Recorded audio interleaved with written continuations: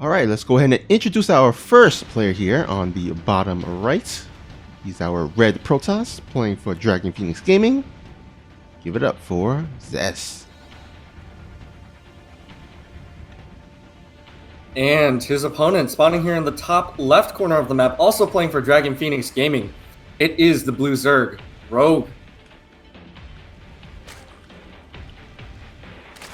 Yep, they are both from Dragon Phoenix Gaming, so we have a little bit of a teammate versus teammate situation here, and of course those are always a little bit more complex just because, you know, they kind of know both of their play styles. I'm sure like they have seeked each other in the past to go ahead and get some practice games for some upcoming events. So yeah, I'm sure like both of these players kind of have a good idea as to the other players' playstyle and build orders.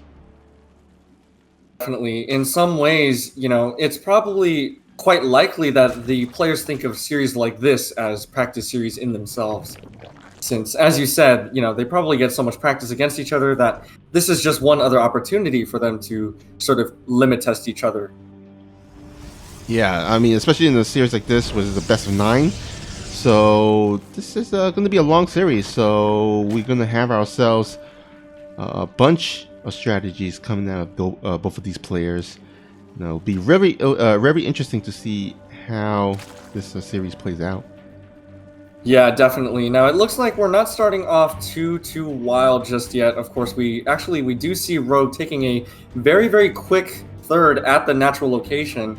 I was just about to say that his natural being at that cross triangle third location might spell some, I don't know, some potential Ling aggression early in the game, but doesn't look like that's going to be the case, as he did take that really quick third before the spawning pool was actually finished. Yeah, I mean, I have seen games where the Zerg player will kind of research Ling speed and then they just go like mass Lings off of 3 bases. And this is a map that would actually kind of cater to it, just because again it's a short map, so the Lings can go across the map. But looks like I mean, I guess we shall see. Although it looks like ZEST here is going to open up with a Stargate opening. Wondering if this is going to be an Oracle or maybe Phoenix or maybe even Void Race. Yeah, I would not be surprised if it was either an Oracle or a Void Ray. Of course, the two have seen a lot more common play against Zerg nowadays.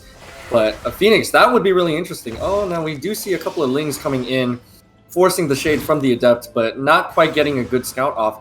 I'm not even sure. Did they? I don't think they scouted the high ground pylon either.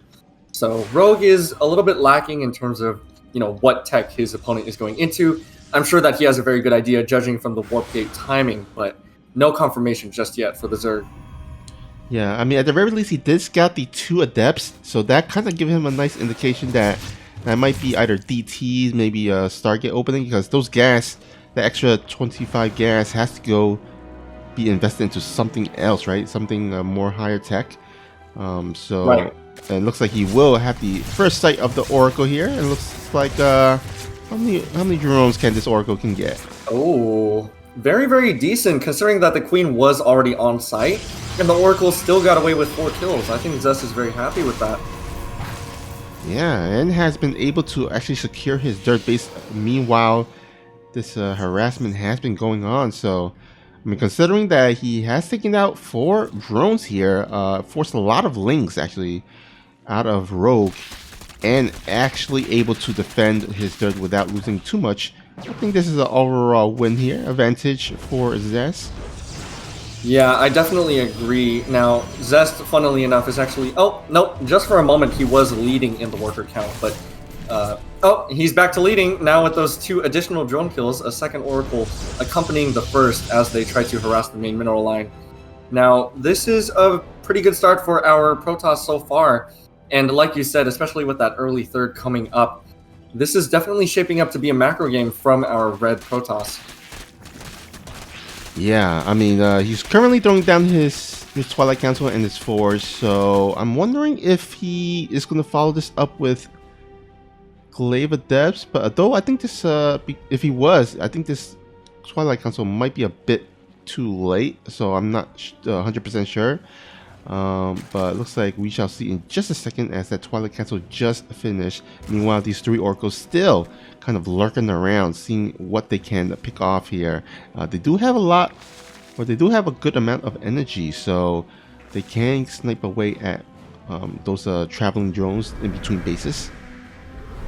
Oh, and it looks like they are going to catch a queen just barely out of position, but at the same time, it looks like Rogue is going to go for a very aggressive positioning here, pumping out a lot of lings and a lot of roaches, even more lings on the production tab.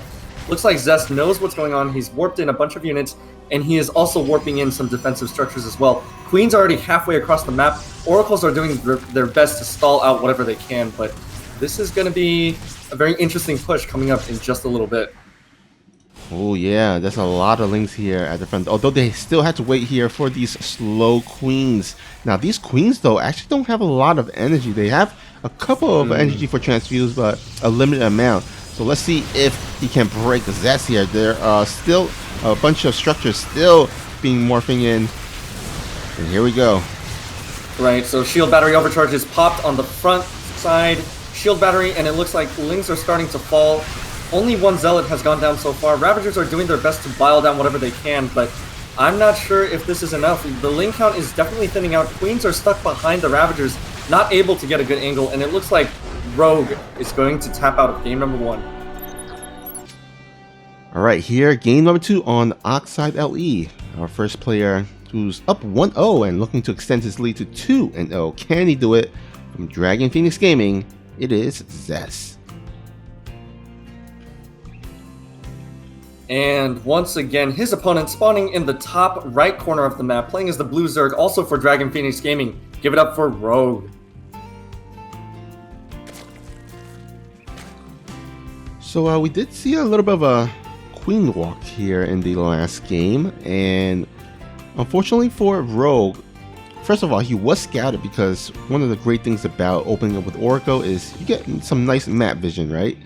And that allowed him to kind of scout out and recognize the queen walk that was coming across the map, was able to alert him and prepare ahead of time, throwing down those shield batteries and cannons to defend. And then also those oracles, as I say, not only do they act as a scouting tool, but also they can use those pulsar beams to snipe down all these units that are traveling across the map. And so being that Rogue did open up with a lot of lings in that queen walk, those oracles was able to zap away at those zerglings, making it a lot easier to defend in the end. Oh yeah, definitely. I 100% agree with you. As a Zerg player myself, I am always underestimating just how much DPS oracles actually have, especially when you're targeting light units such as, you know, the massive lings. And even honestly, they don't really do that bad against queens and roaches and ravagers either, since they, you know, they might not be the tankiest units. Well, roaches aside, right? But yeah, those oracles definitely came in clutch, giving ZEST the time that he needed to put up those defensive structures. And then once the cannons and shield batteries were up, I don't know, I felt like there was no chance that ZEST was going to be broken by just lings and queens and ravagers. Yeah, for sure. And we'll see if Rogue does go for that same, you know, the queen walk once again. I mean, that queen walk has been so effective against Protoss as of late, and so I wouldn't be surprised if he actually brought up the same queen walk strategy in this series going forward. Although this is a map that is a little bit more difficult to pull it off, I feel, because of those rocks. I think Rogue would have to time it out so that he has enough creep. Although I have actually seen some Zergs in the past do the Overlord transfer, where they load up the queens in the Overlord and then they like fly across the map and they just like disregard the creep spread. And so yeah, I've seen that in the past, but oh yeah, queens make excellent paratroopers. I don't know if you've heard, Snoopy, but they're the best, you know? Just sign me up. Oh man. Yeah, well, we will have to wait and see if that is the choice of tech from Rogue. It looks like for now he will have his hands full defending against a Void Ray. Well, that is a possibility, of course, but looks like everything is standard so far. A third base has been taken for the Zerg. Adept is going to shade right on out. And yeah, just drones and probes on the production tab. Yep, looks like the first Void Ray here has popped out. We'll be able to snipe out that Overlord here at the cliff area. So a nice little find for ZEST. Will supply cap Rogue for the time being. It's going to force him to waste the extra 100 minerals. And meanwhile, ZEST is going to go ahead and start establishing his third base.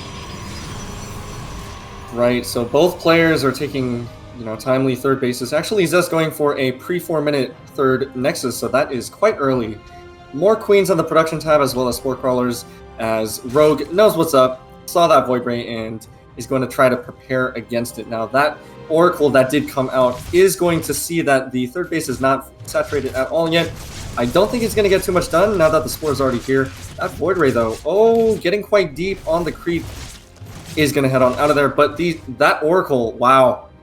Very, in my opinion, well played by ZEST, being able to, just sort of tag the drones with one unit and then try to finish them off with the other unit. So that was pretty cool.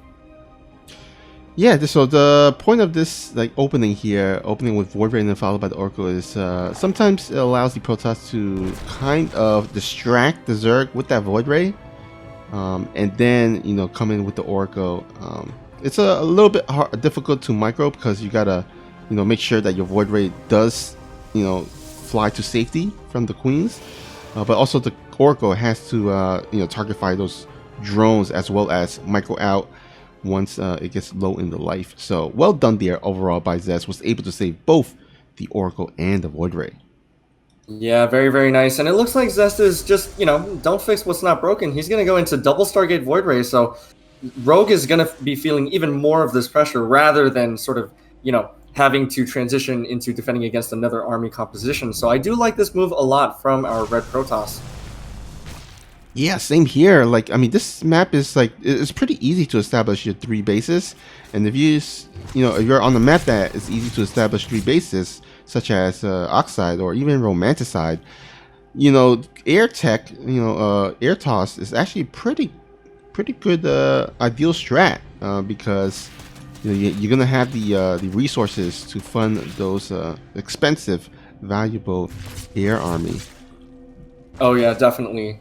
Now, we do see Roach Speed is coming up for Rogue, so there is the possibility of some sort of Roach timing, maybe, but we do see that Infestation Pit, so what do you think this means, Snoopy? Is he going to try to go up to Hive Tech and then possibly Aspire from there, or what do you think the play is from Rogue here?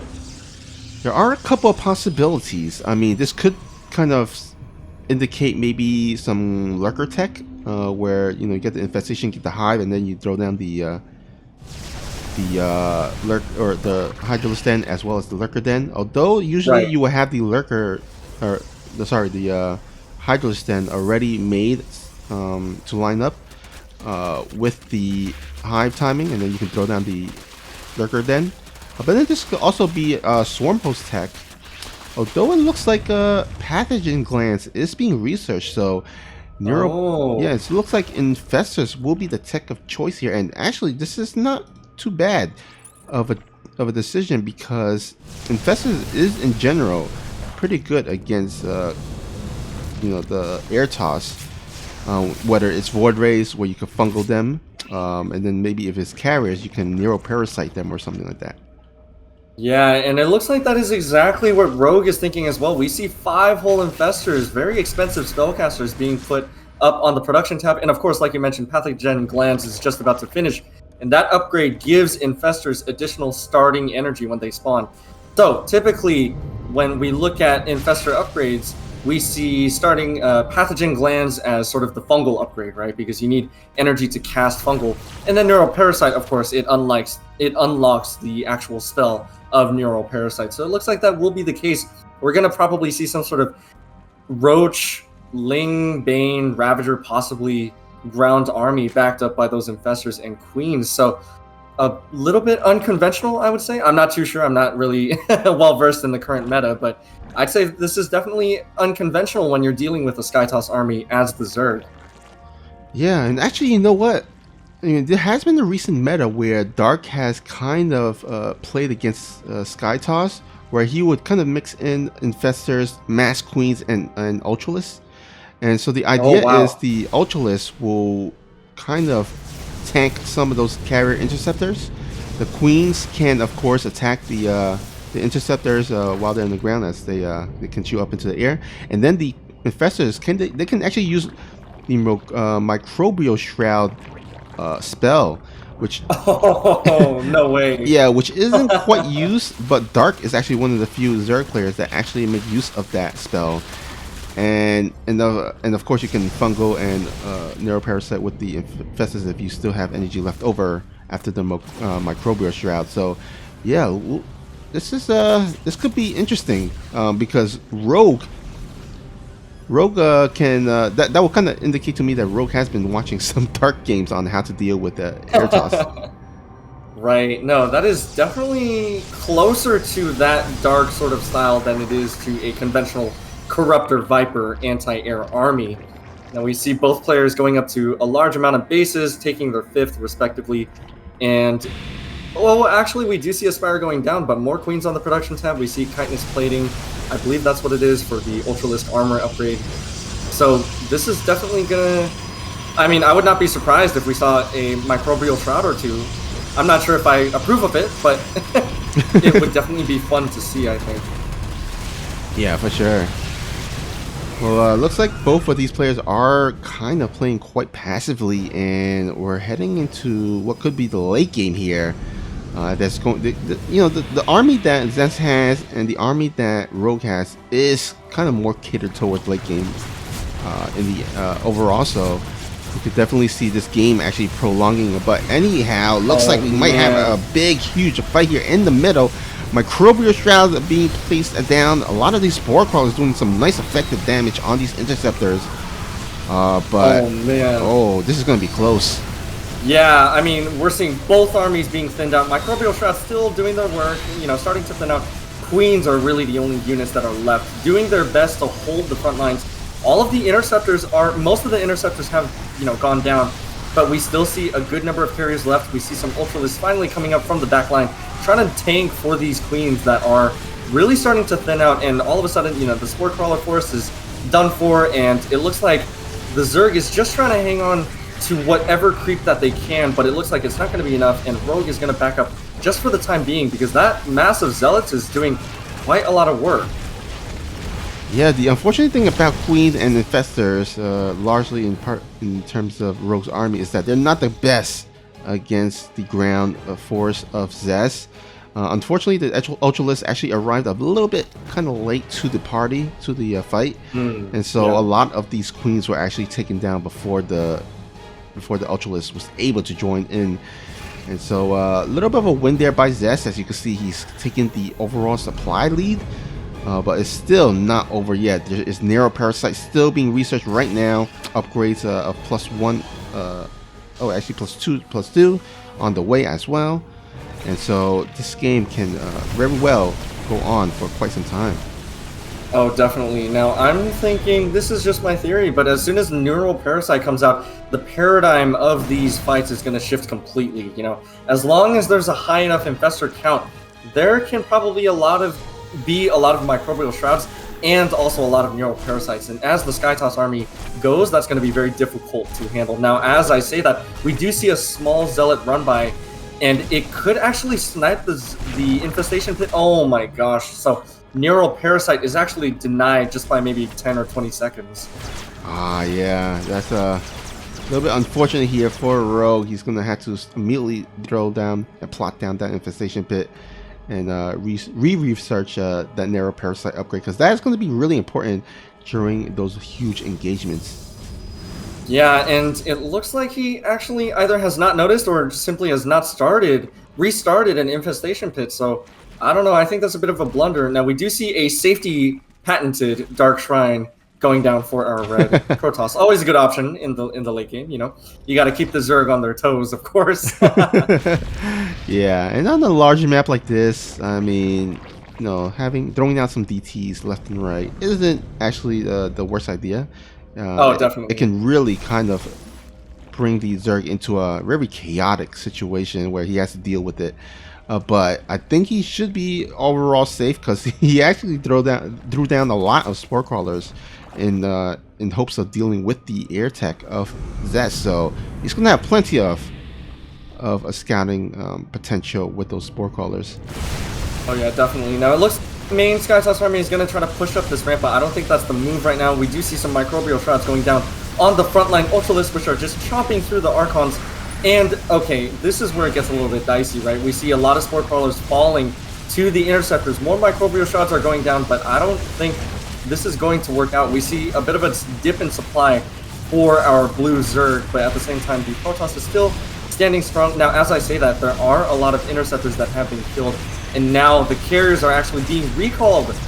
Oh my gosh. You know what? Earlier in the game, I said I underestimated Oracle DPS. I also underestimate the power of Queens. So I should probably make a lot more Queens in my games. I think that's the takeaway from this game right here. That was amazing. Yeah, absolutely. And I think Rogue was able to kind of hold his own there, but how different or how further advantageous Rogue would have been if he was able to have Narrow Parasite. That very important Narrow Parasite during that fight. He could have actually Narrow Parasite all those carriers and absolutely completely wiped them out. Instead, ZEST will be able to save some of those carriers. As I said, that there was a little bit of a Zealot warping in the main base. Doesn't quite get too much done, but at the end, Rogue was able to send over his units to defend. Right, now I'm looking at the upgrades tab. I don't actually think that the Infestors have the Neural Parasite upgrade.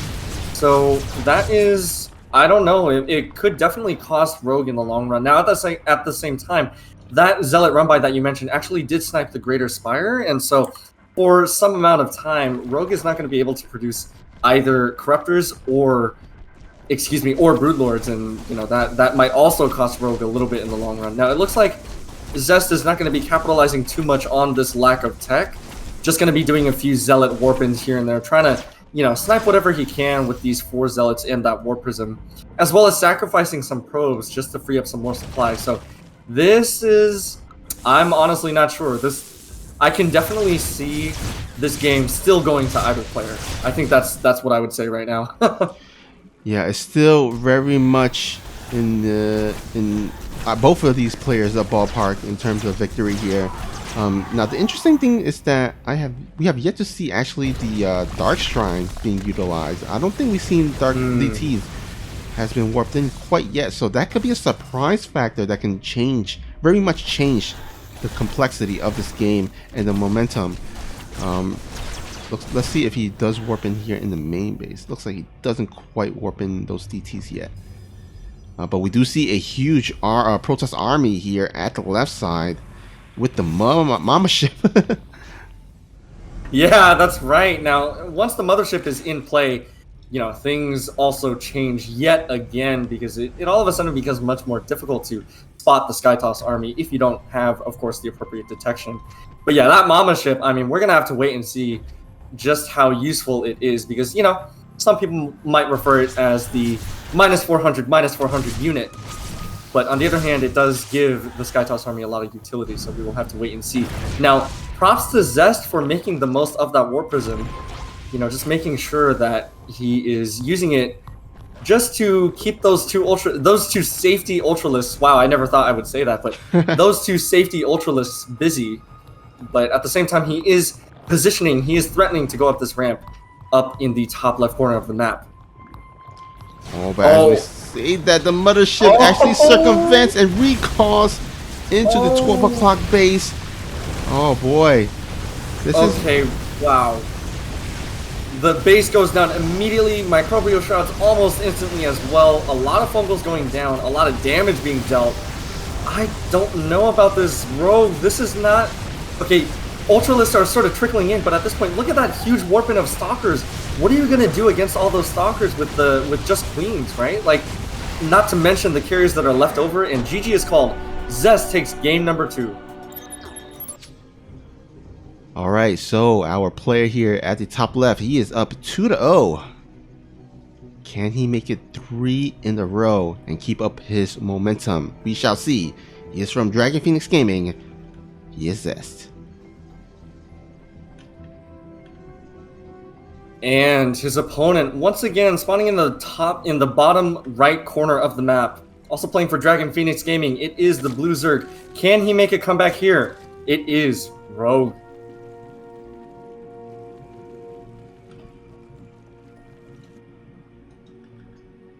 Okay, so these past 2 games, no cheeky play, no cheese play coming out of both of these players.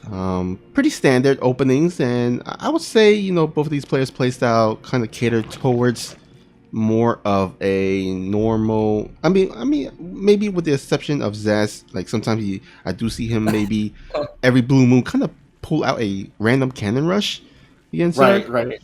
Yeah. But besides that, he usually kind of relies on his build orders to win the game. Rogue, on the other hand, he's kind of pretty standard overall, very, I would say, kind of like stats-like, where he plays more of a defensive game. You don't really see him pull out any like cheesy builds or crazy builds off the bat. So yeah, I think generally we would tend to see more of a longer series between these 2 players. Yeah, I mean, that last game, honestly, I was hoping that it would keep going, but after that last engagement, it was like, nope, sorry, but there's no way that Zerg is coming back from losses as great as that, you know. At that point, both players had taken their respective sides of the map, and I mean, it was creative, I will give him that, but ZEST kind of out-creatived him by sending the mothership right into that mineral line and recalling directly to it. Now, that was a power move, and I mean, you know, just go to where the spore crawlers are not, I guess, you know. That was fantastic. Yeah, I was thinking the same thing, where it was a little bit of a power move, also a risky move, because, you know, it was going to be difficult for him to recall out if things were looking dicey. But like you mentioned, he did recall away from the spore crawlers, which was so smart, because that means that those carriers were going to be extra effective. And those spore crawlers, all those spore crawlers that are so useful during those kind of fights, were not there to help out. So we did see ZEST kind of take it in the end with just obliterating everything on the ground of Rogue. Yeah. Now, Microbial Shroud, I mean, I don't know. How do you feel about it, Snoopy? I've seen it in a few games, and honestly, it works out like maybe 1 out of 3 times, assuming a perfect play, but I don't know. I personally am not too big of a fan of it, simply because it just, you know, has not really proven useful, if that makes sense. Yeah, there is a reason why a lot of Zerg players don't use Microbial Shroud. Although Dark has recently been changing people's minds on that, kind of their opinions on that, because he's the one Zerg player that has been very effective in using that specific spell. And I mean, we've seen it in the GSL, and the current GSL Code S, in which he has kind of made very good use of that spell, and along with, of course, Ultras and Mass Queens. So I think Rogue right now, he hasn't quite perfected it yet, but he is getting there. Yeah, I do have to agree with you there. I mean, I just think it's so cool that in every season of GSL, we still see something new. Still, the meta is changing, and I don't know. I find that to be a very beautiful thing about this video game. Yeah, absolutely, I agree. I mean, this is a very old game. I mean, 10 or so plus years, 11 years game. So, and Legacy of the Void came out since 2015, I believe, right? And yeah, I think it was around there. Yeah, and so, and also we haven't had a lot of recent balance patches, at least any like major ones. So the meta has set up for quite some time, and it's very exciting to see players kind of changing the meta while this kind of stagnant map pool and balance patch has been going on for some time. So yeah, it's really exciting to see. Oh yeah, definitely. You know, it's kind of like this series where we see both players opening up in the same ways. Oh.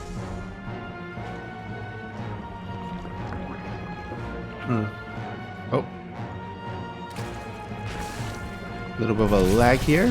Not too bad. So hopefully that is all sorted out. But Looks like the 3 orcas will take down only 2 drones. Let's see how many drones total. 9 drones total going down. So nicely done here by ZEST. Yeah, even able to get all 3 oracles out. And I apologize for that lag. I think it was something on my end, but we are all good to go now. So. All right, just a slight hiccup, but it's all good now. Looks like a ZEST is pushing out across the map with, let's see, how many adepts is that? 12 adepts on the field. Oh no, that is a lot. Now we do see roaches on the production tab. Queens are in position, but and just in time, we do see that Evo Bay blocked. Now these adepts are going to be stuck fighting at the top of the ramp, but they will be able to shade past the queens and try to find an angle in the third. Will they complete the shade? I think they will. There we go. Adepts getting 5-6 drone kills so far, and Rogue is struggling a little bit to stay on top of this. Actually, more drone kills in the natural as the oracles do come in and swoop in and get a few more kills. So very nicely timed by ZEST. Yeah, I mean 9 drones going down. I think ZEST probably won a bit more, although he hasn't like fully committed to these adepts. Only 12 on the field, so he's not like he's making a bajillion of them. But yeah, as long as he does save those adepts, I think he should be fine. He shouldn't have to worry too much about the roach counterattack, because we've seen so many situations and scenarios where the Protoss player will just throw away their adepts because they just want to get as many drone kills as possible, and then they have like absolutely nothing back at home to defend against the roach counterattack. So as long as ZEST can make sure that these adepts stay alive, he should be okay back at home. Yeah, definitely. Now we do see more roaches on the production tab, so this will be the moment of truth. Can ZEST hold the counterattack? These oracles are going to be able to spot anything. They're going to head straight on home. And it looks like we even have some dropper lords coming in with the queen. So as we mentioned earlier, we were expecting to see another queen drop. Now, will it prove useful? These archons are taking a lot of damage. Ravagers are going to force the army back just for a moment with the battles. 2 oracles are already being popped, and this is proving to be too much for ZEST. GG is called, and ZEST finally takes a game for himself. So looks like we did see a little bit of, I guess it's kind of a little bit of a queen walk, although it wasn't really a queen walk. It was kind of more like a queen flight, because they were kind of ferried over by the overlord. That's right. And I think unfortunately ZEST was not able to scout that in time, because during the fight he was actually back at the 3rd base. He did not have a lot of defensive structures. He only had 1 shield battery to defend against that attack. I think if he had, kind of scouted that out ahead of time, he would have thrown down a bunch of more cannons and shield batteries.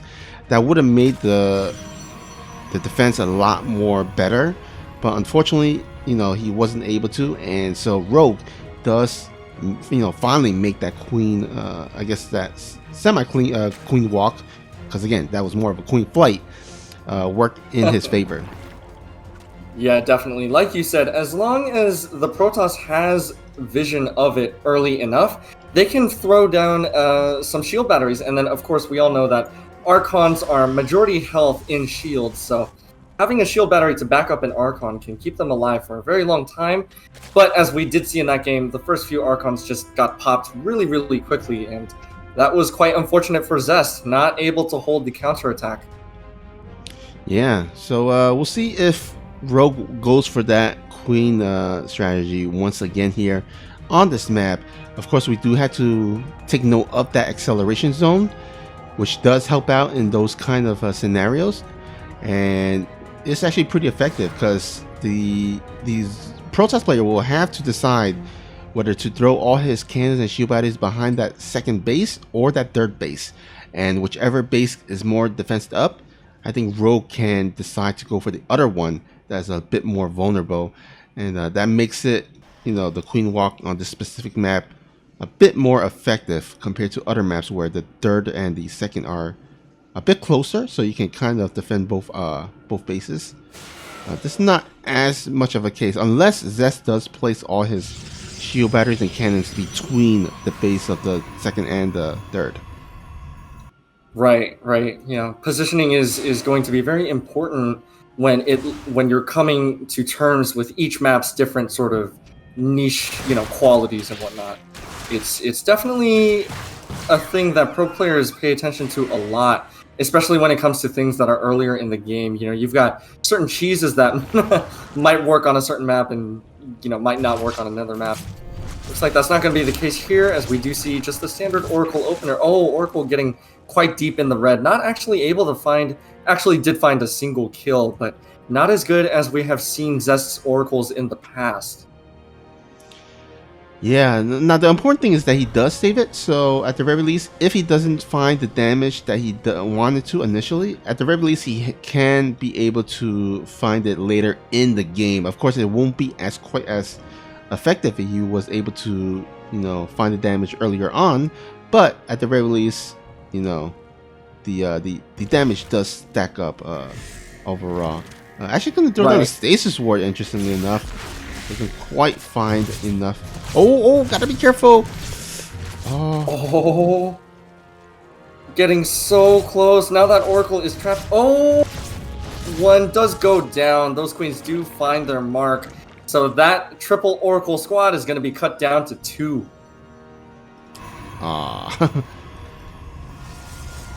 Yeah. Unfortunate for the red Protoss, yeah. Yeah, not a lot of airspace on this map, so gotta be careful not to kind of fly around at the backside. Yeah.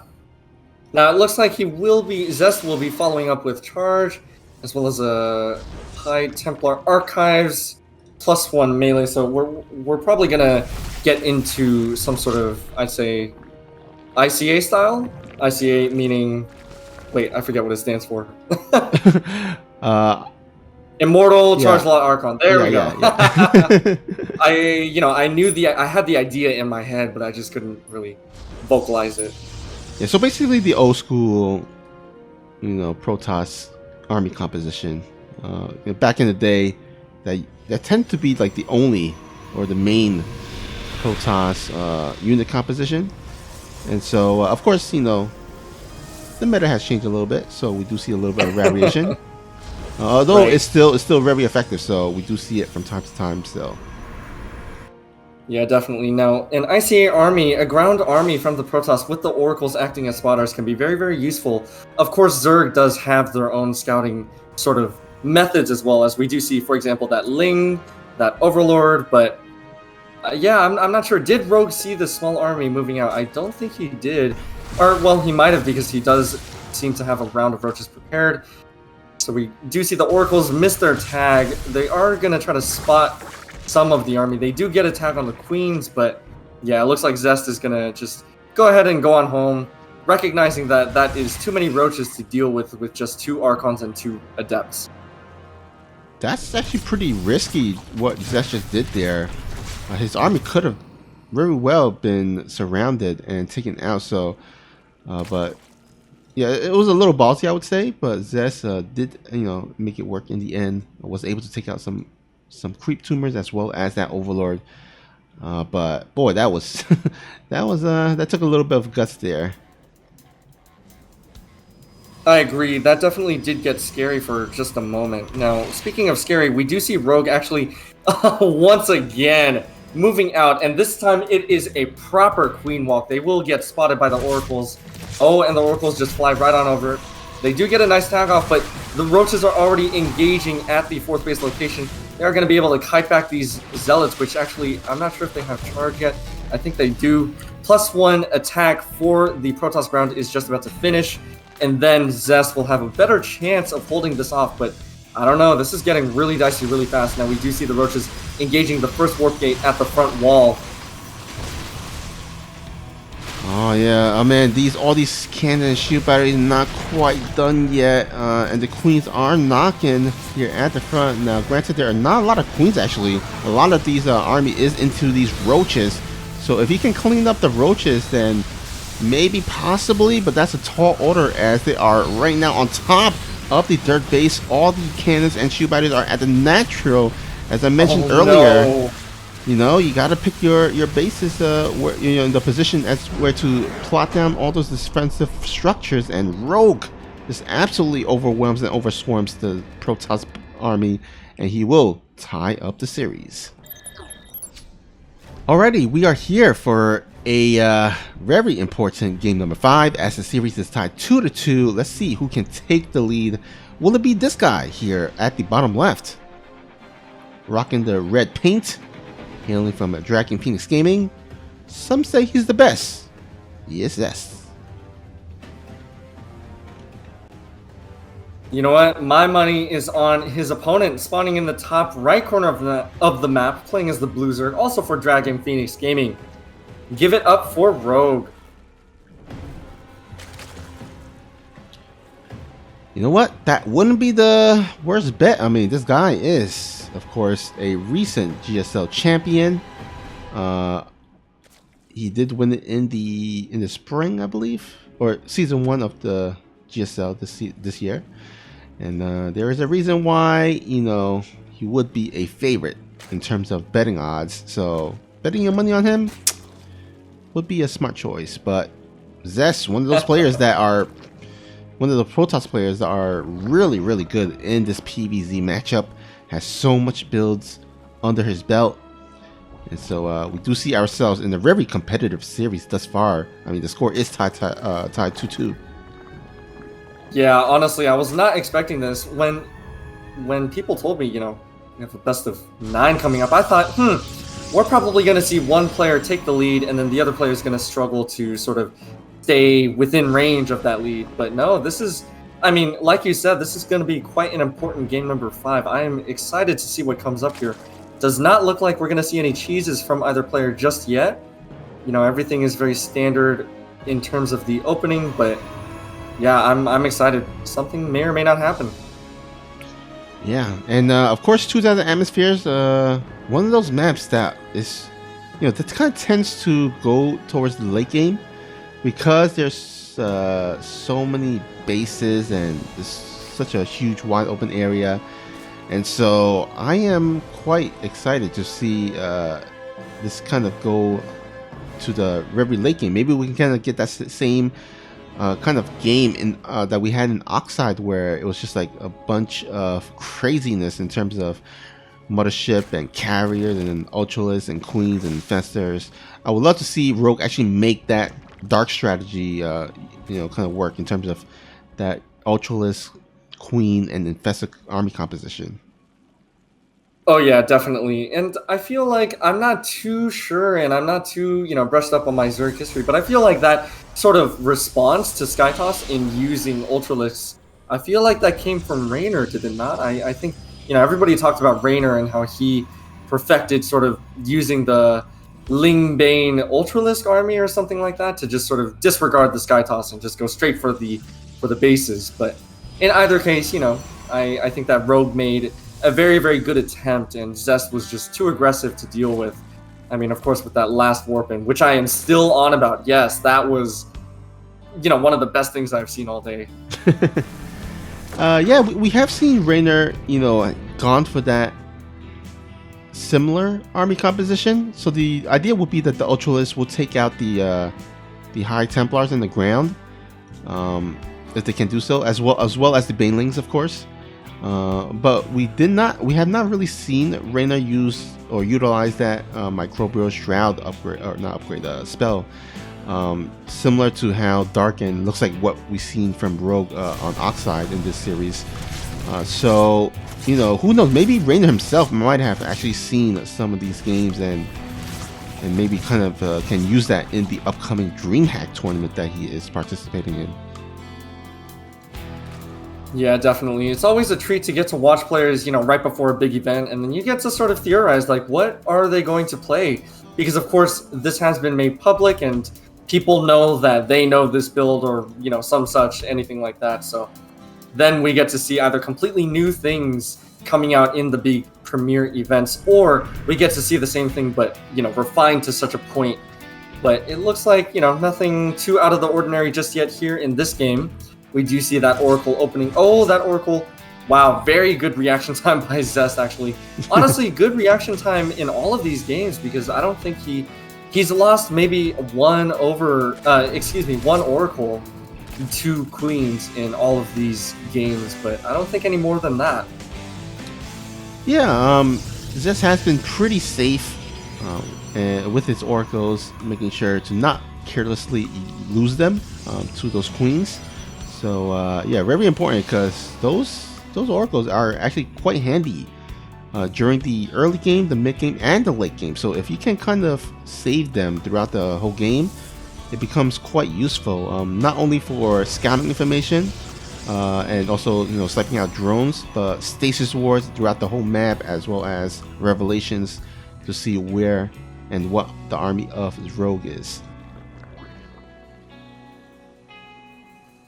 Alright, so we do see Overlord Speed coming up, as well as a Baneling Nest just about to finish. Now, what does this mean? Does this mean that Rogue could be going for some pretty aggressive stuff? I feel like that, I don't know, that looks kind of like a safety Bane to me, which I don't think is as common as, for example, a safety Rotorn. I'm not too sure. Well, we might see, those very annoying Baneling drops. Because, I mean, you can, sometimes sneak some Baneling drops. This map does have the watchtower, so Baneling run-bys or Baneling attacks, hit squads, are a little bit harder to pull off. So if you can kind of, sneakily get an Overlord on the left and right side and load them up with the Banelings then, and then kind of catch the Protoss off guard, that could be actually quite useful. But we shall see if Rogue does utilize that, or maybe he's getting that for something else, maybe for better scouting information, because it does, of course, increase the speed of Overlords as well as Observers, or Overseers, sorry. Right. Alright, so we are seeing ZEST going straight into carriers. I like this a lot, just sort of establishing, hey, we are going into a macro game, I am going up to a super powerful army, and hopefully there's nothing that you can do about it. As, of course, Lings are fantastic, but, oh man, you can definitely tell where my biases lie when I say it's a shame that they can't jump up and just bite the carriers, but, we don't live in a perfect world, so that's okay. Oh man, that would be pretty scary. That's that's like things of Protoss nightmares. Yeah. I mean, hey, they have wings. Come on, just let them fly. But it won't be so. Maybe maybe if they drink some Red Bull, Good point. I don't think we've ever had Zerg consuming, Terran beverages. That might be a very good biology experiment. Ooh, I like this. We see infestors once again, as well as pathogen glands. Funnily enough, those infestors are going to finish before the glands upgrade is finished, so they are going to spawn. At least the first round of infestors are going to spawn with low energy. But that is so many queens, so I don't think creep is going to be an issue so far. These Void Rays are going to try to catch out the first 2 queens, not quite able to find their mark. We do see a lot of Lings trying to take down... Oh, are they going to get the Cybernetics core? That could be actually... Oh, wow. And that is a pretty decent pickoff. However, I wasn't keeping track. That looked like a lot of Lings, so I'm not too sure if that was worth it. What do you think, Snoopy? Yeah, a lot of Lings going down. Total so far, 49 Lings going down throughout this game.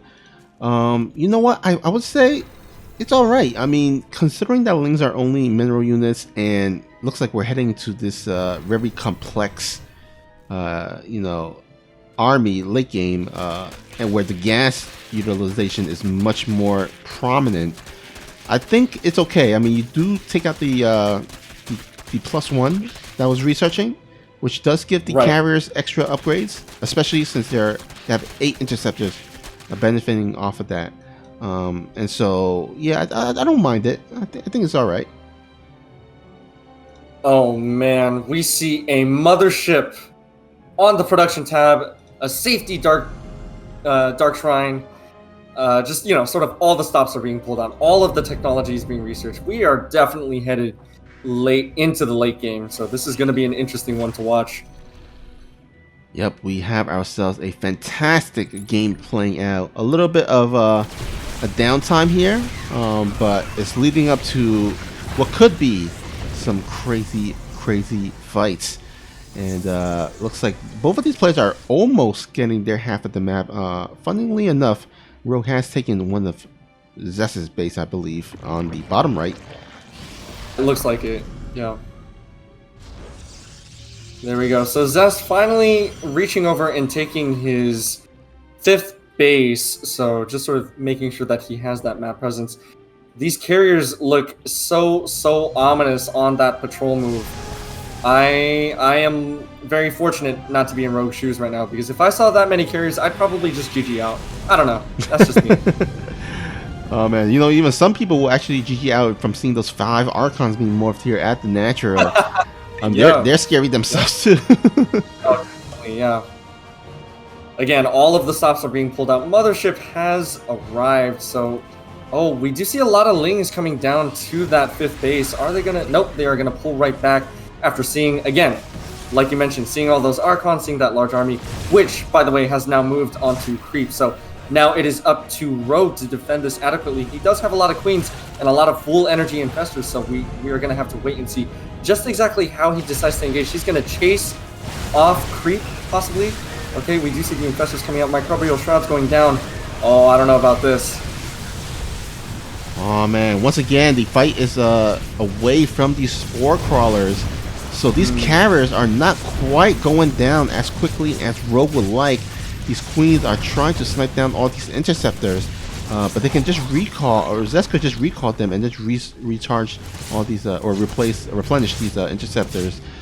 And so, I mean, overall, a pretty even fight, I would say. Rogue holds stand strong on his side of the map, but also ZEST didn't quite lose a lot in terms of his Sky Toss army.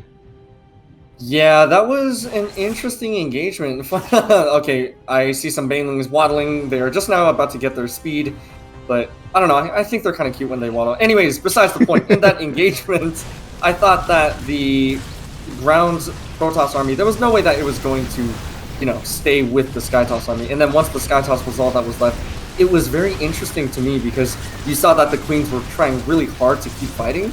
And they did eventually get good concaves. Oh, another recall being forced, by the way, as the Zerg army is giving chase.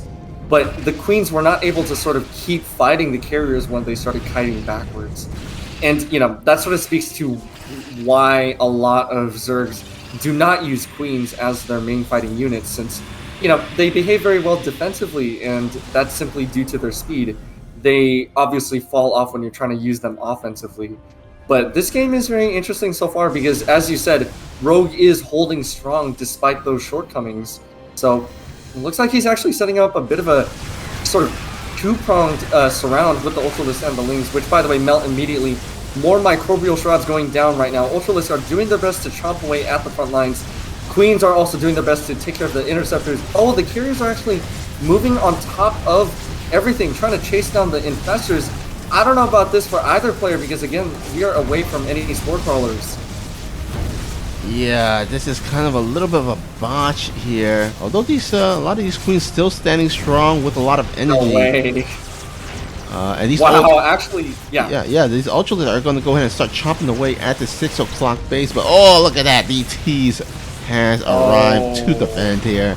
We'll push these Ultralists back. Oh, man.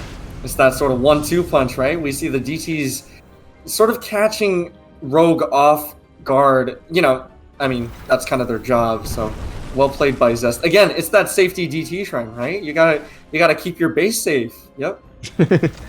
Yep, their DTs are not only good for sniping out bases and you know, workers, but really great defensively, because usually the Zerg players do not bring along an overseer with them, so, or at least with their some of their army, so DTs are very effective in terms of defensive plays. Now, I'm going to be honest with you, I like Rogue's position in this game a lot more than in game number 2, because we do see that ZEST is struggling to keep his supply up. We see that he's sitting at around 160 supply, not able to max out, even though he does have the bank for it in terms of minerals. It doesn't look like he has the bank in terms of gas just yet. Okay, now we do see a huge warpin of Zealots. Never mind, now we know why. But the Corruptors come in just in time to snipe off that War Prism, so Oh, are those Lings going to deal with it? Okay, some of the Lings are going to deal with it. That's good for the Zerg. And yeah, I don't know. I think that this transition into Corruptors, into a more sort of tried and true method of anti-air, I like this move from the Zerg a lot more. And I, acknowledge that that's just personal preference, but I don't know. Time will tell if these Infestors and these Corruptors are going to do the job. No, yeah, I'm with you. I mean, you talked about like the army up there, like the queens, they can hold their own against the carriers, right? Because they can transfuse Right. one another. But then you add in all those corruptors, because remember in the last fight he had no corruptors in the big fight, and he still did pretty all right. So if you can add in those corruptors, makes the fight much more difficult for ZEST, because he's gonna have to get storm tech. Or he can try to get the archons under the corruptors, and you gotta wish that or hope that the corruptors are bunched up. But it's pretty difficult considering that the ultras will be chomping away at the archons in the front, so it makes it difficult for the archons to get below on top of the corruptors. So I am quite liking Rogue's position as well.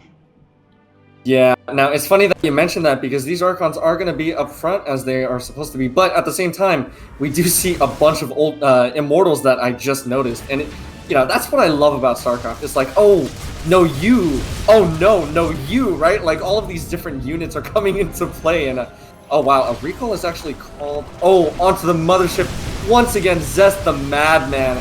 Just as I was making fun of his plays with the units, he comes in clutch with this amazing warp and forcing Rogue to do some desperate things.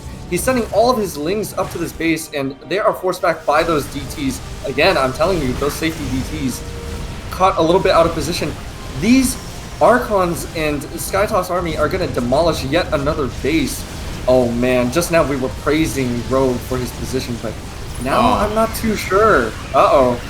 Yeah, he's just kind of walked some of his units on the front here, sacrificing themselves, and once again, fighting away from the spore crawlers. There are like maybe 3 nearby, but they're not really doing too much. Now the mothership does get sniped down, but there are still a lot of Archons and Immortals here on the ground. So there's absolutely nothing to defend against those. He's gonna have to morph in some units to deal with that. But in the meantime, these DTs just hacking away here at the top left side. Oh no way! The natural going down too. The recall is going down on the Archons. No way! Both Archons get out. That's like a slap in the face.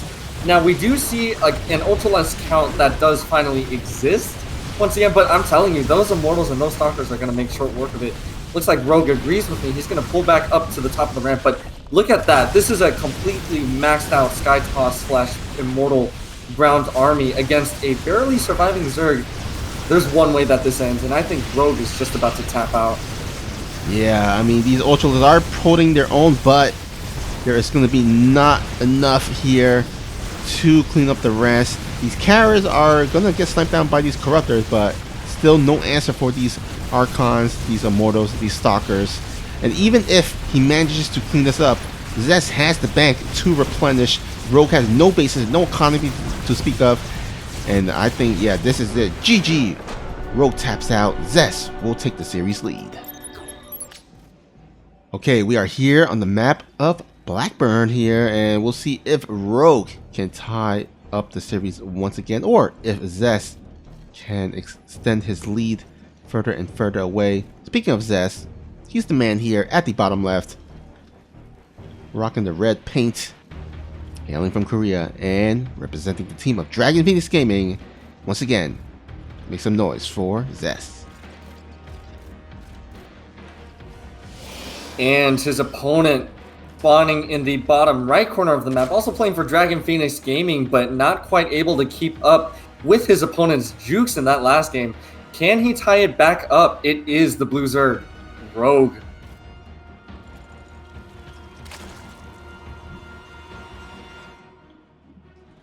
Alrighty, so Blackburn. Now, I'm not sure about you, but this is one of the maps that I feel like not a lot of players like to play on. Yeah, I honestly I would agree with that. I mean, I've rarely talked to a Zerg or a Protoss or that's about it. Sorry. I've only talked to, Zergs and Protosses that don't like this map. Terrans, on the other hand, no, I'm just kidding. No shade intended. But, I feel like in general, at least in the circles that I frequent, Terran players do like this map a little bit more, but it definitely is sort of unconventional. And what I mean by unconventional is usually with modern StarCraft maps, you see a two-player map with two bases for spawn locations, one being in one corner and the other being in the other corner diagonally. This one, of course, is unique because both players are spawning in corners that are actually horizontally parallel, or horizontal to each other. So this is definitely not like the other maps in the current map pool, I believe. But I remember GSL also had a map that had it had 4 potential spawn locations, but it was still a 2-player map. I believe so. I think. No, actually, I was thinking of the map contest. Yeah, I think GSL they do have some maps where it is 4-player, but only 2 spawning positions. So it does work out in the end. Right. But yeah, I would say like this map, like pretty much any map that has inhibitor zones, I do not like. This one has like a bunch of them. They have like everywhere pretty much, and right. Also mineral bases. I feel like, I don't know about you, but I feel like each ladder map should not utilize gold minerals. I feel like it should just all be blue to make it more fair. But of course that is up for debate. But then in general, like just on the bird's eye view, like this map does not look pretty. At least to me. Oh yeah, definitely. The aesthetics are, much more subjective, I feel, for this map than, another traditional map. All right, so once again, we do see Stargate opening here for ZEST, and this Stargate play from ZEST has been super effective. I mean, there's a reason why he's in the series lead right now, and it's because he's been mostly playing Stargate openings within the series. Yeah, that's right. So he did open up with a Void Ray as well as a follow-up with an Oracle. So same thing, a bit of a two-pronged sort of going down here against Rogue. We do see 3 of his queens ready and waiting for that Oracle, but that Void Ray is going to sit on top of a Creep Timber as well. Looks like Rogue is going to be able to finally scout out that 3rd base, which is, again, a super early 3rd base, but we have not so far yet in this series actually seen the Blue Zerg punish the Protoss for taking such an early base. Now, to be fair, we have also not seen the Protoss punish the Zerg for taking early bases, but we will wait and see if that is gonna, change in this coming game. Now, we do see another double Stargate play coming out for the Protoss. I think, I'm assuming it's just gonna be more Void Rays. I would hope so, because I actually quite like what ZEST is going for, because the idea is, you go for massive Void Rays, and what is the main counter nowadays for the Zerg against massive Void Rays? Well, it's the Queen Walk. And however, because ZEST has taken the 9 o'clock 3rd base, it makes the Queen Walk actually quite difficult on this map.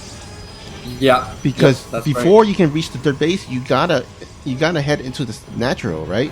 And so what the Protoss can do is they can put all the cannons and shield batteries in either base, and they will still be able to defend both of their bases.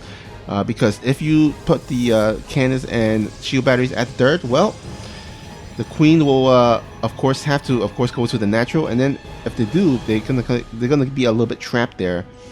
And if the Queen just bypasses the natural and goes for the 3rd, well, it's a little bit longer of a walk that buys the Protoss some time to get some more defenses up, and also the Protoss will still be able to regenerate with those shield batteries in nearby. So I quite like this opening here from ZEST. Oh yeah, definitely. I think that taking that sort of back up against the wall base is definitely the right call for a defensive air-based Protoss. So looks like he will be researching Flux Veins. Of course, that is the upgrade for Void Ray speed, making sure that these Void Rays are going to be able to, you know, swoop in, deal their damage, and swoop back out if they so wish. Now we do see Roach's, we do see Roach speed as well as Pathogen Glands once again. So it looks like Rogue is going to commit to this playstyle. You know, I mean, to each their own, but, you know, if a playstyle doesn't work out, then I get a little bit concerned.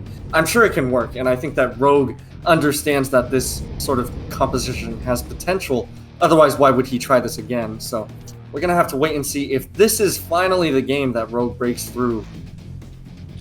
Yeah, now, interestingly enough, he actually researching Burrow as well, which I am not quite sure what it would be used for.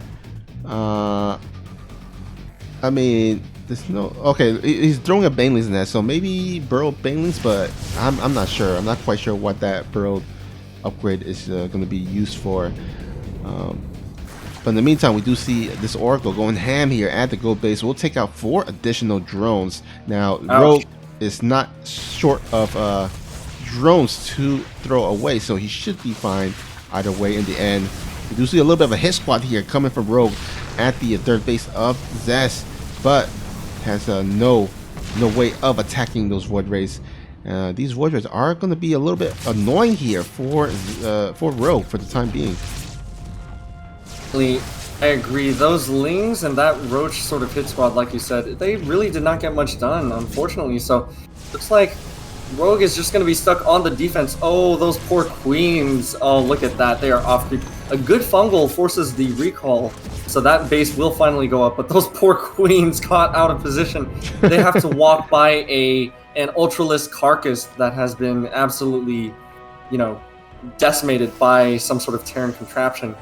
And they are, you know, just sort of gonna try to find their way back on creep, fortunately for them. But yeah, again, oh my gosh, look at that. The mothership once again, High Templar Archives, a bunch of gateways, which is an excellent mineral dump for the Protoss. So we are headed once again into another long game, it would seem. Yeah, it would seem so, for sure. And I gotta say, this is probably good practice actually for Rogue, because it seems like he has been having difficult time in dealing with ZEST's Sky Toss army.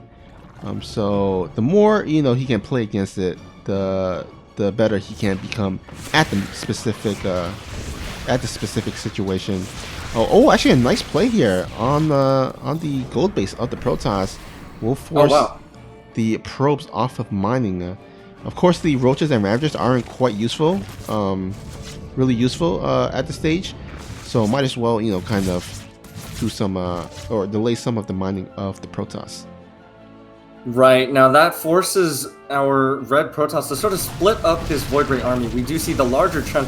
They tried to get an angle all the way up in the northern side of the map, while some of their brethren were left back here to defend at the gold base. Now, I do find this pretty interesting because, you know, due to the layout of the map, as we were discussing earlier, you know, the gold bases are vulnerable like this, and with the creep being so close to the gold base already, there is potential to sort of set up for a big engagement right outside the Protoss doorstep. So this could be, you know, it could go in Rogue's favor as long as he fights on top of the Spore Crawlers, which, of course, in that last game we saw that he sort of neglected to do, was unable to sort of find that position. Yeah, so we'll see how this all plays out, but in the time being, the creep has spread across the map. It's basically touching the gold base, actually, funnily enough. Yeah. But also, let's keep an eye out at the bottom side, because there is a mothership that is kind of looking to queue up, going down below. Yeah. He's trying to clear out the he's trying to clear out the overlords with the Void Rays. Unfortunately, will not be able to scout this last overlord here at the bottom side. But in the meantime, we do see Rogue once again harassing the gold base, forcing off some mining time here. That's right. Now, Rogue has sort of been relentless on, you know, just keeping these probes off of that gold mineral line. And honestly, at this point, it doesn't really matter too much to ZEST because we do see that both players do have a pretty large bank. It will matter as the game progresses later on, but a huge, oh my gosh, a huge engagement in the main. Now, this is going to be key. Can Rogue defend this? Looks like he will bring his queens and infestors up to the top side, up to the high ground to sort of defend, but oh no, look at that. Banelings crashing into Archons, that is never what you want. A ton of Microbial Shrouds going down, so for now, it looks like Rogue might be holding? I can't even tell anymore. Ooh, well, at the very least, the ZEST's army is actually quite bunched up, so these fungos are actually quite effective, doing a lot of damage here.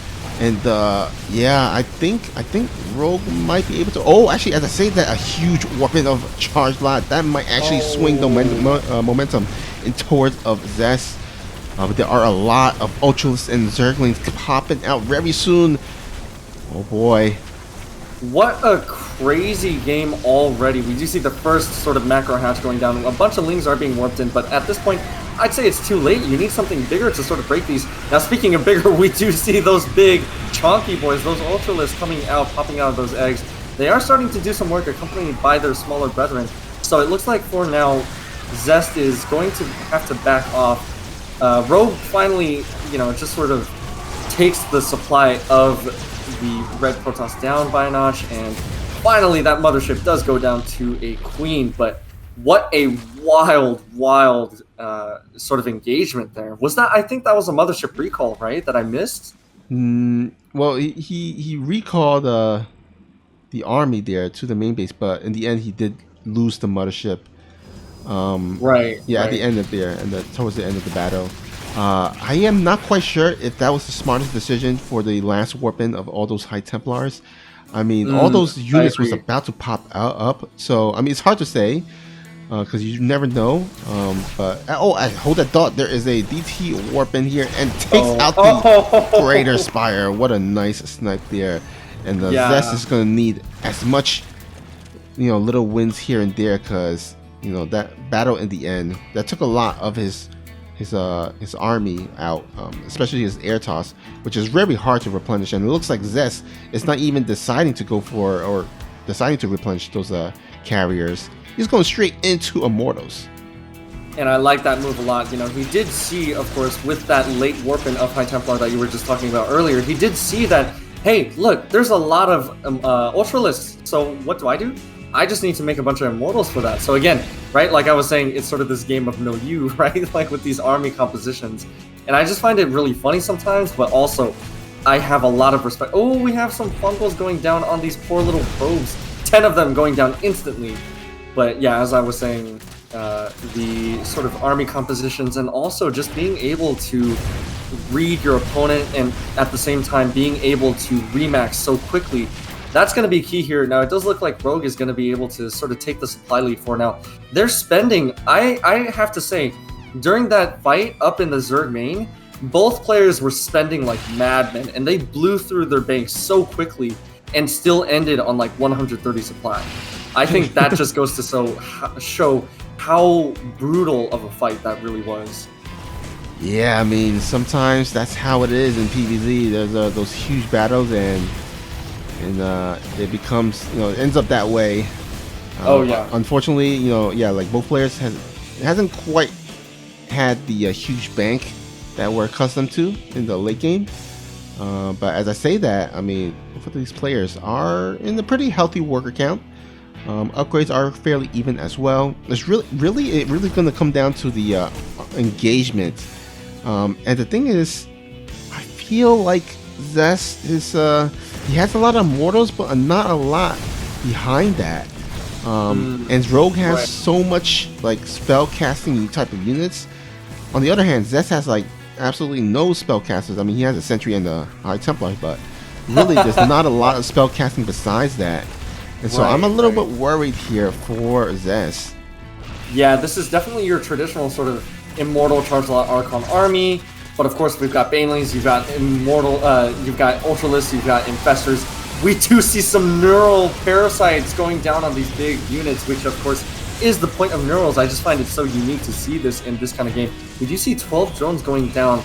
at the, oh my gosh, more going down at the gold base. That Immortal is being relentless on that gold mineral line. Oh my gosh, what an interesting game, seriously. Yeah. It's quite a slugfest, I would say. Oh yeah.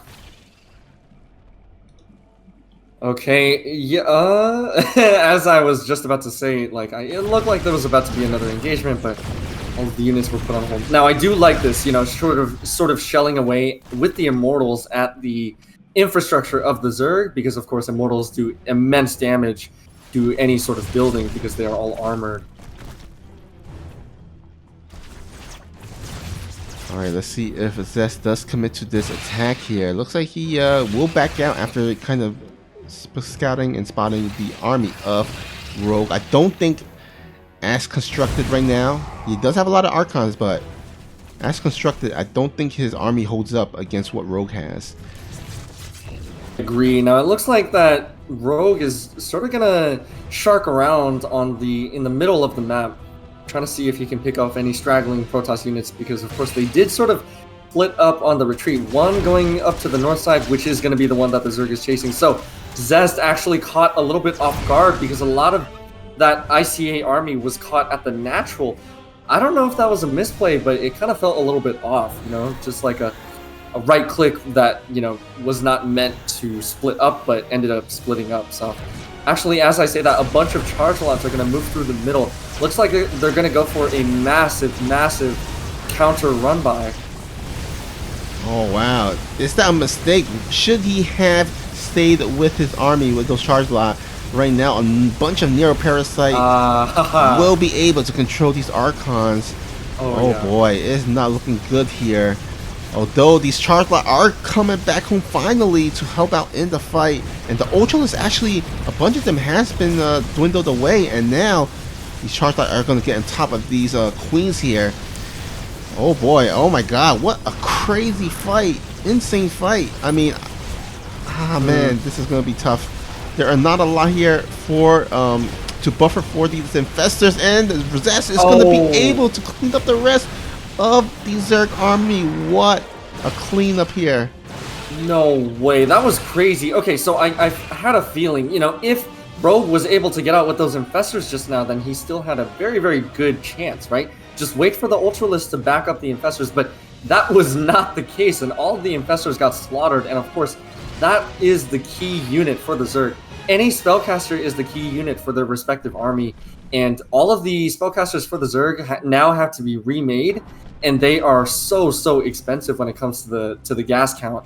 So I'm not too sure about either player's position.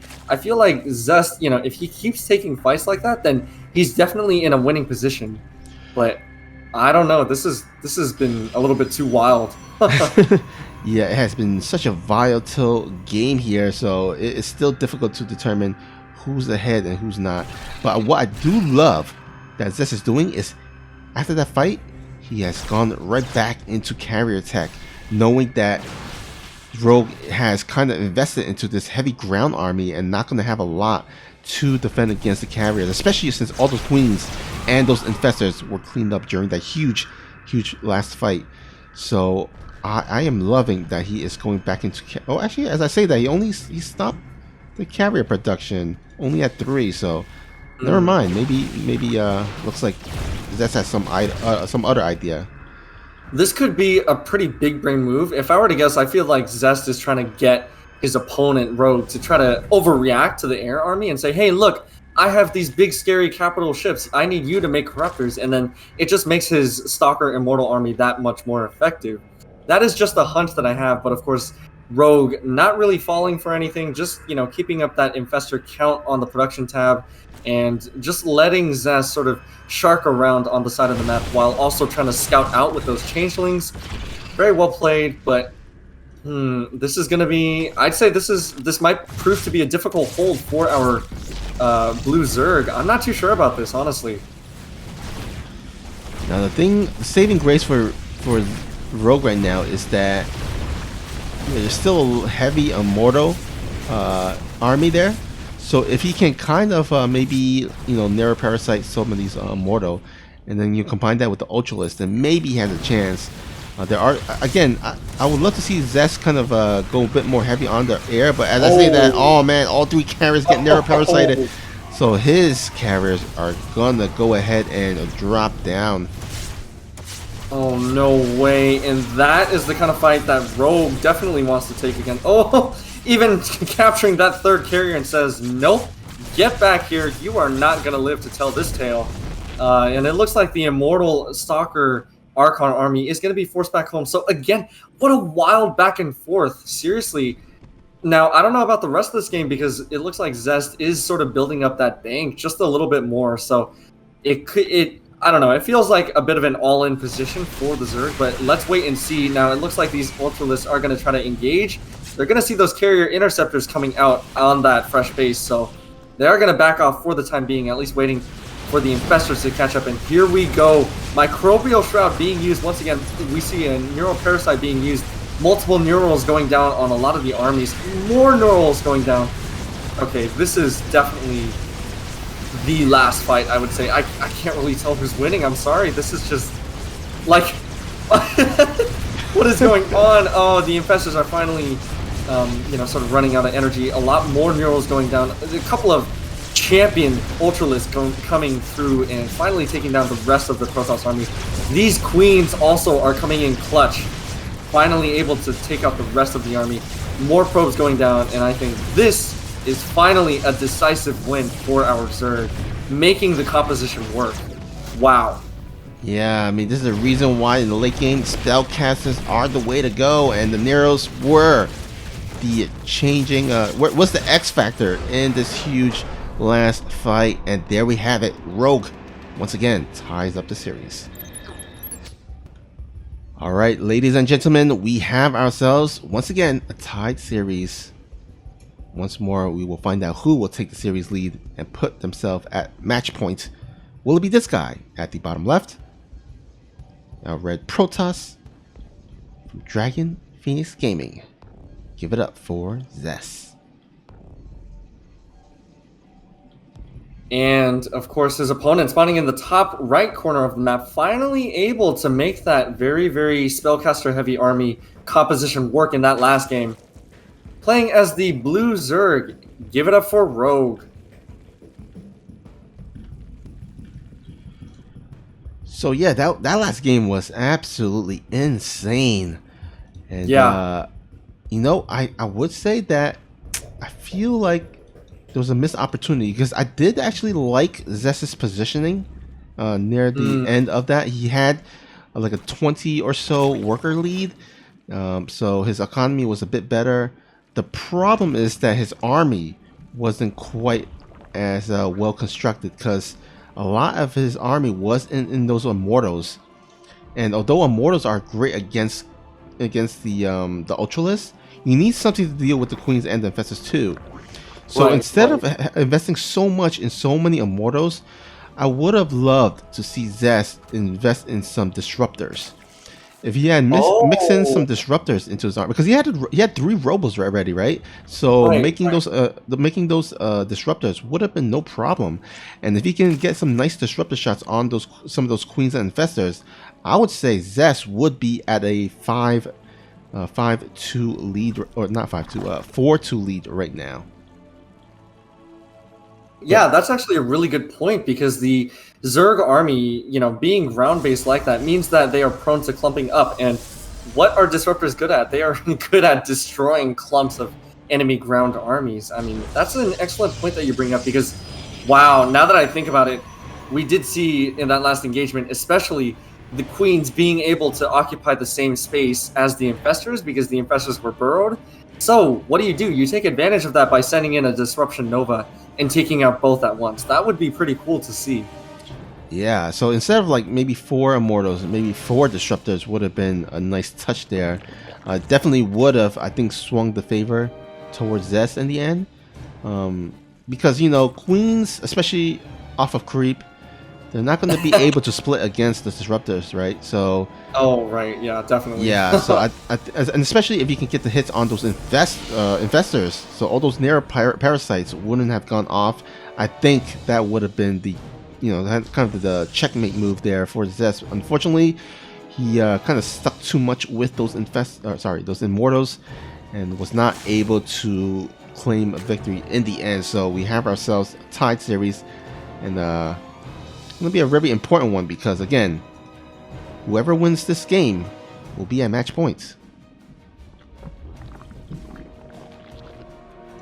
Yeah, and it looks like we will see again that Void Ray opener with the Oracle follow-up. If it ain't broke, don't fix it. So ZEST is definitely sticking to his guns, you know? Even though that last game didn't really work out, this is just a Stargate opening. Rogue, on the other hand, again, just playing it kind of safe, you know? Putting down the Spore Crawlers, making sure that he has a queen count. Nothing too out of the ordinary just yet. Now, what do you think of this map? I feel like it is also a shorter map, so I feel like there's potential for some earlier aggression here.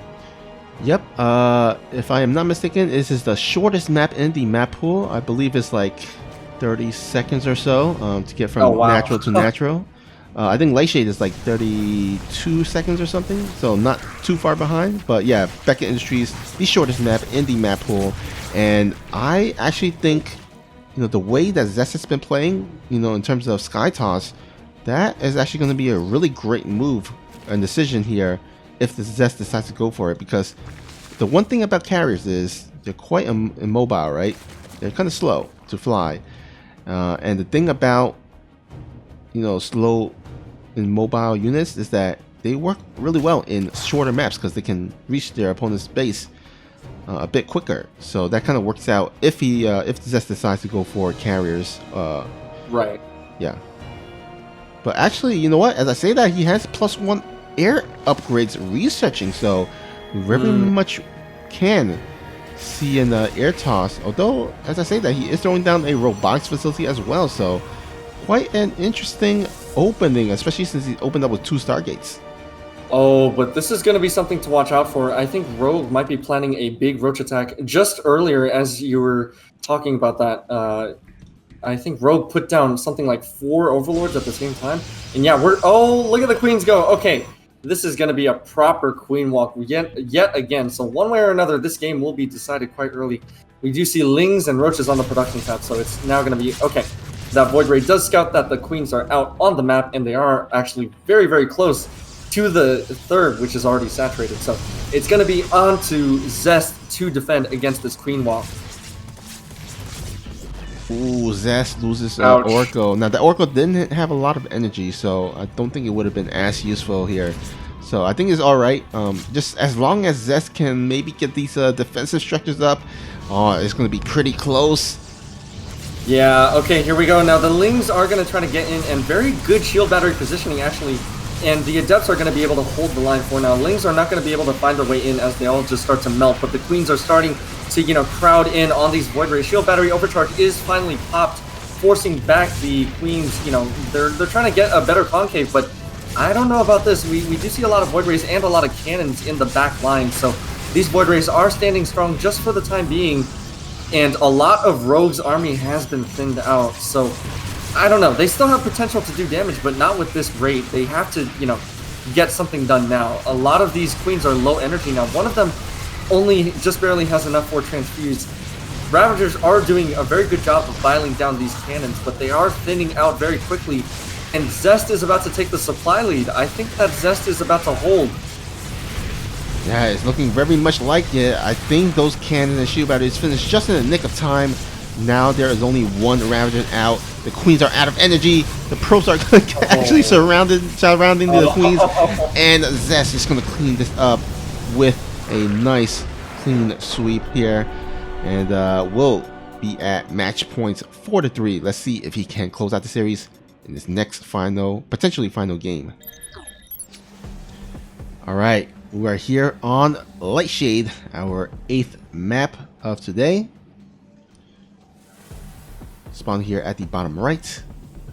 1 game away from clinching the series. Can he do it? Playing for Dragon Phoenix Gaming, it is ZEST. And his opponent spawning in the top left corner of the map. Playing as the Blue Zerg, he will need 2 wins straight to take back this series from his opponent. Give it up for Rogue.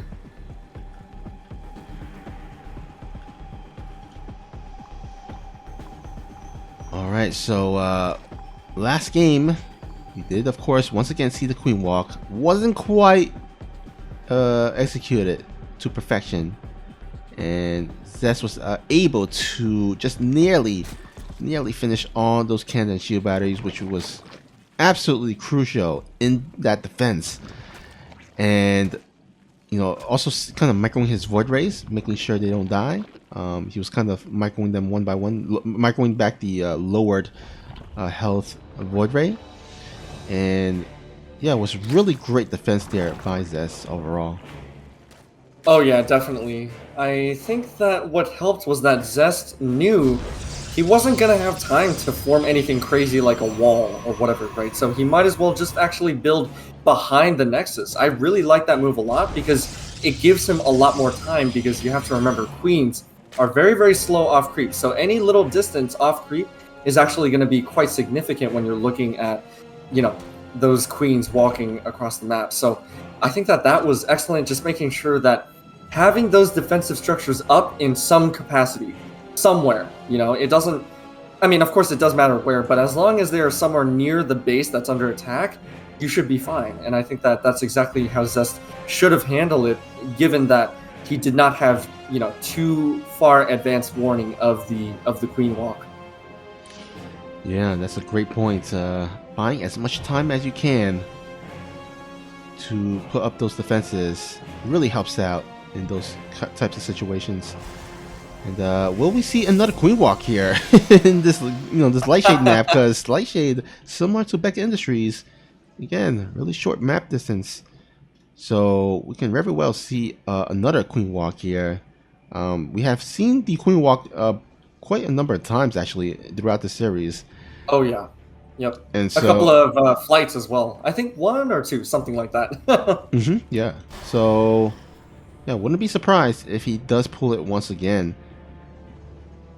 Something that I have not seen in a long time at the pro level is a what was it? I think it's a 3 base, something like a 4 gas Hydra Ling all in, something like that. I think it's supposed to counter Stargate builds if I recall correctly, but yeah, it's basically like you fully saturate 3 mineral lines and you take 4 or 5 gases, and then you just spam Hydralisks with all of your gas, and then whatever minerals are left over, you make a crap ton of lings and you just rush across the map.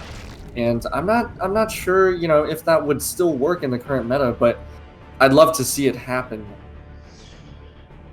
Yeah, we haven't quite seen that kind of pulled out. I think only because there was a period of time where Zergs were trying to go for Hydralisk counters, to go for like a Hydralisk timing attack to counter the air toss, and it didn't quite work out as well because the void ray numbers just overwhelmed.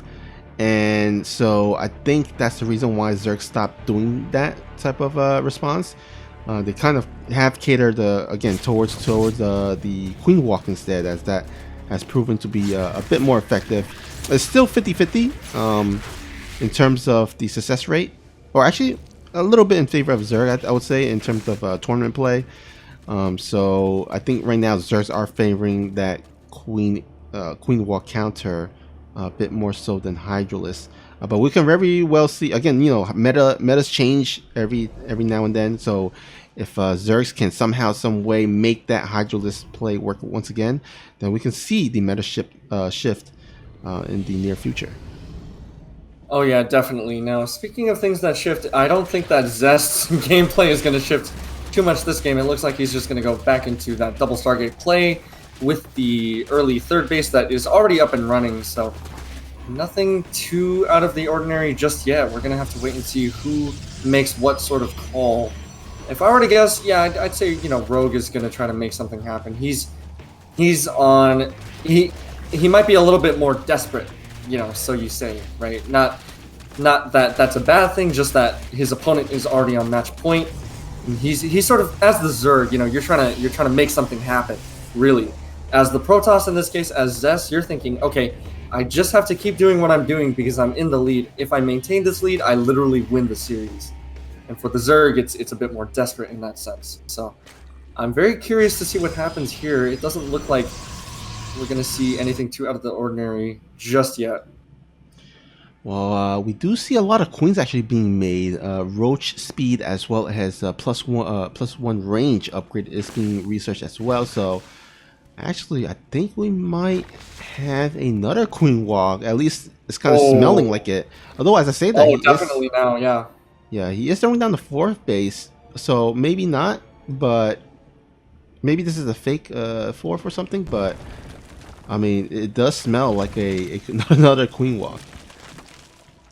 Oh, definitely. I mean, with those roach numbers on the production tab, as well as the queens still being produced from the 3 bases all at once, as well as the upgrade timings, I definitely agree with you. It's definitely smelling like a queen walk. Now, I do like this sort of void ray spread, as well as using the overseer, that observer to sort of take down those creep tumors. That's actually going to help a lot against these queens, which are just now starting to push onto the edge of creep.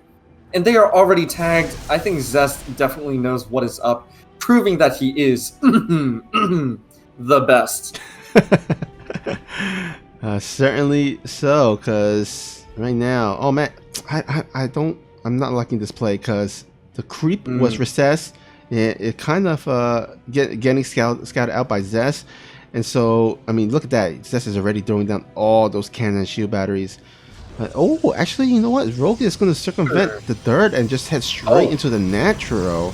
But, interesting. Yeah, but again, the natural and the dirt are so close that it doesn't really matter if he right goes towards the. Okay, never mind. He is going back towards the 3rd here. Oh, the first disruptor hit. I don't think Rogue was expecting that at all. A bunch of I don't even know how many Ravagers went down.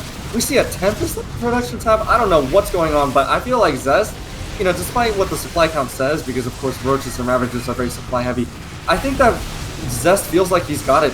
A bunch of transfuses are being forced due to a really good Disruption Nova. 2 Tempests are now on the production tab, and so far, oh, there we go. Yet another good Disruptor hit. Oh my gosh, look at that. All of a sudden, the supply is getting a lot closer to even. These Super Battery Overcharge is being put down, and we do see a lot of Ravagers and Queens, and basically everything else being slaughtered for the Zerg. And I don't know, I think this is a series. I think we're about to see the end of it. Yeah, these disruptors are just getting so much juicy hits here. And ZEST does that. He cleans the floor, and he will win this Best of 9 series with a 5-3 score. Congrats to ZEST. GG, well played.